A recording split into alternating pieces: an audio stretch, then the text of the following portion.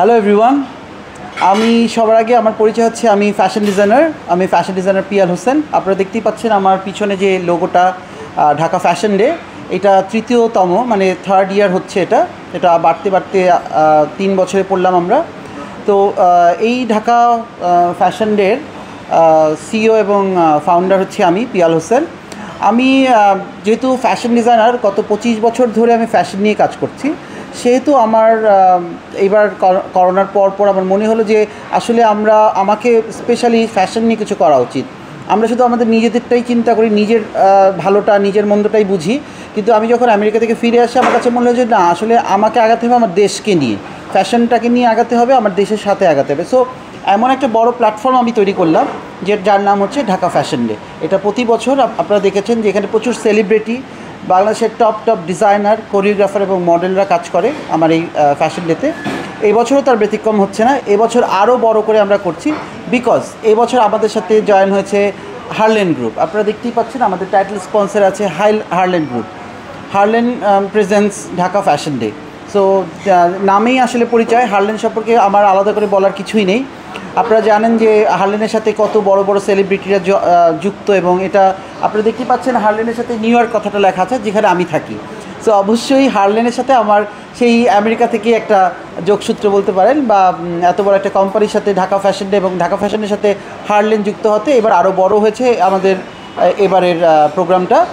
আর এই প্রোগ্রামে যেমন আমাদের 7 তারিখ হচ্ছে 7ই জুন আমাদের প্রোগ্রামটা হচ্ছে লা মেরিডিয়ানে। অবশ্যই এটা invited guest only, not for open, মানে ওপেন না।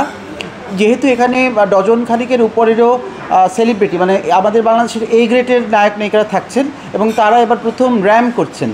যাদেরকে কোনোদিনও আপনারা র্যাম করতে দেখেননি, আমি আস্তে আস্তে নামগুলো বলবো, তারাও এবার র্যাম শোতে অংশগ্রহণ করবে আমার ডিজাইনে। তো এটা একটা বড় প্লাস আমাদের জন্য। আর মডেলরা তো বাংলাদেশের টপ মডেলরা তো আছেই, ওখানে 50 জন মডেল প্রতি বছর থাকে, এবং সাথে বড় বড় ডিজাইনার ব্র্যান্ডস এরা তো থাকবেই। তো সেই সব কিছু মিলিয়ে এবারের আয়োজনটা একটু ধামাকা, একটু বেশ আয়োজন। আজকে কেন আমি আপনাদেরকে সবাইকে ডাকছি সেইটা আসি আগে। আজকে প্রেস কনফারেন্স কথাটা আমি বলবো না, কথাটা হচ্ছে আসলে আজকে আমরা একটা সন্ধ্যা একসাথে কাটাবো। আমার জার্নালিস্ট ভাই বন্ধুদের সাথে আমাদের সবসময় আমাদের পাশে থাকে। আমাদের যেরকম প্রোগ্রামে তারা আসে, তারা কভারেজ করে, এটা তাদেরও ডিউটি, আবার আমাদেরও লাভ হয়। এটা কিন্তু সমান সমান উইন উইন ব্যাপার। কিন্তু আপনাদের কাছে সেলিব্রিটিরা না থাকলে আপনাদের নিউজ নাই, আর আমাদের সেলিব্রিটিরা আপনারা যদি নিউজ না করেন তাহলে আমাদের সেলিব্রিটিদের দাম নাই। সো আমরা কিন্তু উইন উইনভাবে কাজ করি। তাও এখানে কেউ ছোট কেউ বড় না। কিন্তু প্রোগ্রামে যেটা হয়, প্রোগ্রামে আমরা এত ব্যস্ত থাকি, স্পেশালি আমার পার্সোনাল কথা বলছি, যেহেতু শোটা সেটা আমি পার্সোনালি বলছি, আমি এত ব্যস্ত থাকি যে আমি জার্নালিস্ট ভাই বন্ধুদের অতটা খেয়াল রাখতে পারি না, যত্ন নিতে পারি না।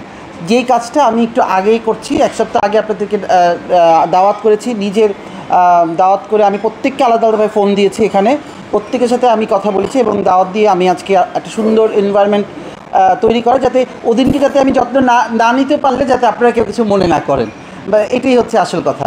এবার আসি আসল কথা। এইবার আমাদের ঢাকা ফ্যাশন ডের আসল ধামাকা।